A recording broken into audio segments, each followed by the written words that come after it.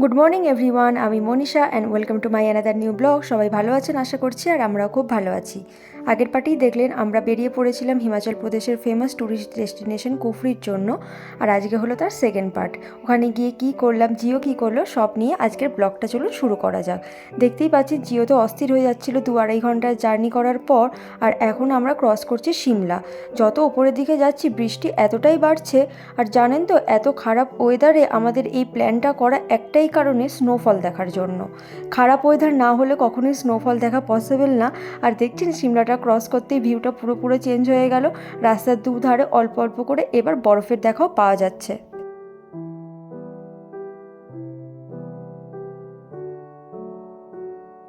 অন্যান্য বছরের থেকে সব জায়গায় এবারে স্নো অনেক দেরিতেই পড়েছে। আমি তো একটু চিন্তাতেই ছিলাম যে রাস্তা বন্ধ থাকবে কি কী কন্ডিশন, বাট দেখুন এই ভিউটা দেখে সমস্ত চিন্তা দূর হয়ে গেল। মনে হচ্ছে কতটা যেতে পারবো তার ঠিক নেই, কিন্তু যেইটুকুনি দেখতে পাচ্ছি যা পাচ্ছি এরমভাবে যদি ঘুরে বাড়িও চলে আসতে হয় কোনো আফসোস থাকবে না।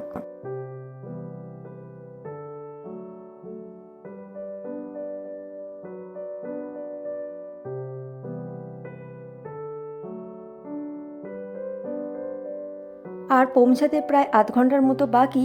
আর এখন আমরা দাঁড়িয়েছি একটু টি ব্রেকের জন্য। যেখানে দাঁড়িয়েছি রেস্টুরেন্টগুলোর সামনে দেখুন কী সুন্দর স্নো, আর সামনের পাহাড়টা দেখতে কী অপরূপ লাগছে। যত ওপরে উঠছি বরফের পরিমাণ ততই বাড়ছে। দেখছেন গাড়ির ছাদগুলোতে কী হারে বরফ জমে আছে। একটু চিন্তাও ছিল জিও কীভাবে রিয়্যাক্ট করবে, প্রথম ওর স্নো ঠান্ডা লাগবে কি না, বাট ওকে দেখে সব চিন্তা দূর হয়ে গেছে। উল্টে ওর জন্য আমাদের ঠান্ডা লেগে যায় অবস্থা। কোনোভাবেই গাড়িতে হিটার চালাতে দিচ্ছে না, আর উইন্ডো অফ করতে দিচ্ছে না। উইন্ডো খুলে পুরো এই ঠান্ডার মধ্যে আমাকে যেতে হয়েছে, আর ও এই উইন্ডো থেকে মুখ বার করে বাইরের ভিউ দেখতে দেখতে যাচ্ছে।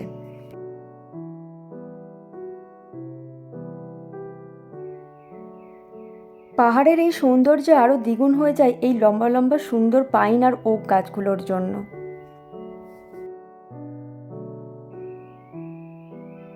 এই ওয়েদারেও দেখুন কত লোক বেরিয়ে পড়েছে ঘুরতে। কোলে বসে বসেই তো ইনি চলে এলেন, আর বাইরে কিন্তু অলরেডি বৃষ্টির সাথে হালকা হালকা স্নোফলও দেখা যাচ্ছে। গাড়ির কাছের মধ্যে স্নোগুলো এসে এসে জমে যাচ্ছিল।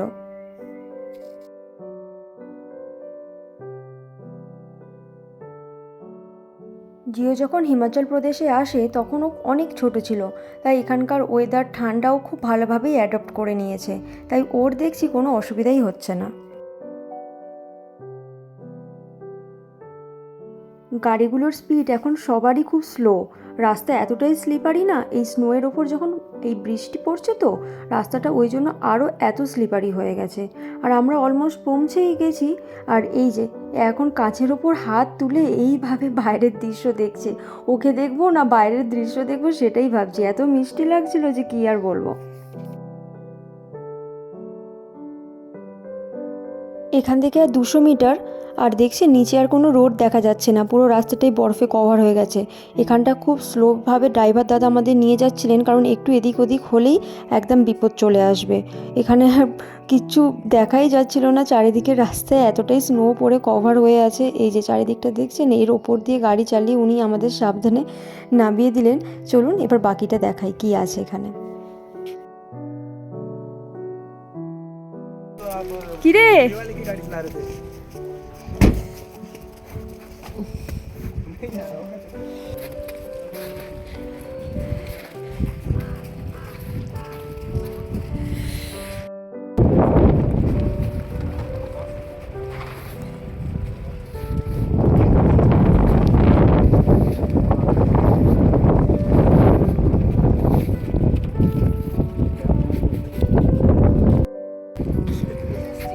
কি আনন্দ দেখো।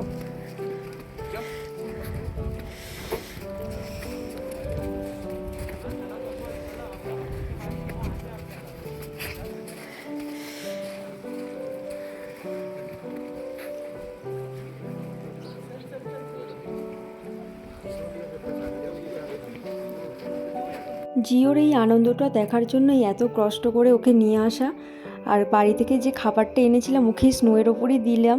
বেশ ভালো ওরও এক্সপিরিয়েন্স হলো, আর আমারও বেশ দেখে মজা লাগছিলো। ওরও বেশ ঠান্ডায় ঠান্ডায় দাঁড়িয়ে খাচ্ছিল। আর দেখছেন অলরেডি কিন্তু স্নো পড়ছে, আর আমার চুলগুলো স্নোতে সাদা হয়ে গেছে।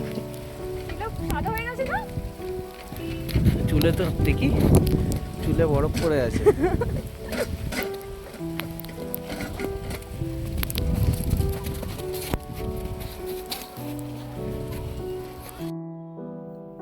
স্নোবুট আমাদের দুজনের কাছেই ছিল না, বাড়ির যে নর্মাল শুই পরে এসেছিলাম, তাই দুটো করে পেয়ার এনেছিলাম। আর পা দিয়ে হাঁটতে একটু অসুবিধাই হচ্ছিল, প্রচণ্ড স্লিপ করছিল আর পা অনেকটা করেই ঢুকে যাচ্ছিল। এখন বৃষ্টি হচ্ছে মাঝে মাঝে, মাঝে মাঝে স্নো পড়ছে, কী যে হচ্ছে। অ্যাকচুয়ালি কুফরি হলো উইন্টার ওয়ান্ডারল্যান্ড। সবাই এখানে বিভিন্ন রকম অ্যাক্টিভিটি করতে আছে, প্যারাগ্লাইডিং, স্কিইং, যা যা বরফে করা যায় সব কিছু এখানে হয়। বাট সেটা হয় যেদিন ওয়েদার ভালো থাকে। বৃষ্টি পড়লে বা স্নোফল হলে কখনোই সেগুলো হয় না। এগুলো যখন ওয়েদার ক্লিয়ার হয়ে যাবে এখানে প্রচুর ভিড় হয়, প্রচুর ভিড় হয়। বাট আজকে যেহেতু ওয়েদার খারাপ, খুব কম লোকজনই এসেছে। আর এখানে ঢুকতে গেলে টিকিট কেটে ঢুকতে হবে। পার হেড টিকিট 250 করে। পেট অ্যালাউ আছে, পেট নিয়ে যেতে পারেন, বাট সেটা নিজের দায়িত্বে।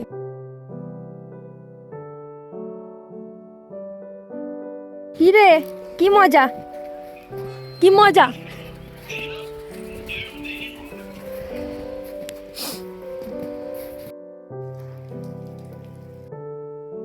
জিওকে ঘুরিয়ে ওকে কিছুক্ষণ গাড়িতে রেখে এসেছি রেস্ট করার জন্য। ওখানে ড্রাইভার দাদা দেখবে, কারণ ও খালি পায়ে আছে না। আমার শুধু চিন্তা হচ্ছে যদি ফ্রস্ট বাইট হয়ে যায়। আর দিদিকে দেখছেন স্নোফলও কিন্তু বেশ ভালো রকম হচ্ছে।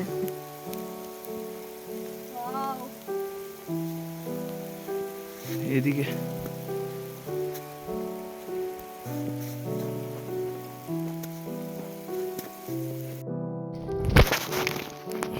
বরফে এসে স্নো ফাইট করবো না তা কি আর হয়, সেটুকুনিও করে নিলাম। আর এই পুচকিগুলোকে দেখুন, বরফে কি ফুর্তি, দৌড়ে দৌড়ে বেড়াচ্ছে, কি খেলছে। জানি না এই বরফের মধ্যে ওদের জীবনটা খুবই কষ্টের, কি খায় কি করে। বাট এখন দেখে খুব ভালো লাগছে যে ওরা খুব আনন্দ করছে, খুব খেলছে।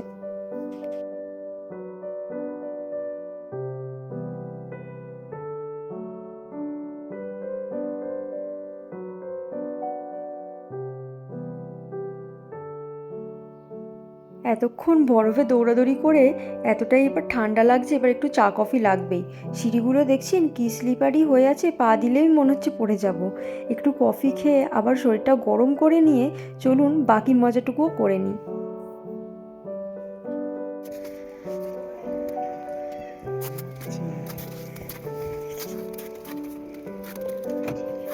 ঘুমাচ্ছিল বেচারা। ये कांच थोड़ा डाउन करिए ना।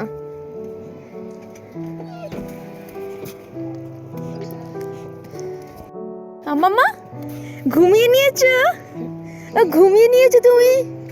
হ্যাঁ মাম্মা, ও মা ঘুমিয়ে নিয়ে রেস্ট করে নিয়েছে। পড়ে যাবে পড়ে যাবে পড়ে যাবে পড়ে যাবে পড়ে যা। হ্যাঁ কি ফুর্তি। জলে যাস না বাবা, এমনি বরফে হাঁট।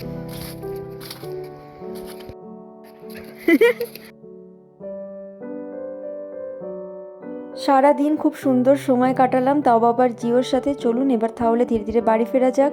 ভিডিওটা এখানেই শেষ করলাম। সবাই ভালো থাকবেন, খুব তাড়াতাড়ি পরের ব্লগে আবার দেখা হবে। প্লিজ আমার চ্যানেলটিকে সাবস্ক্রাইব করে দেবেন আর ফেসবুক পেজটিকে ফলো করে দেবেন। বাই।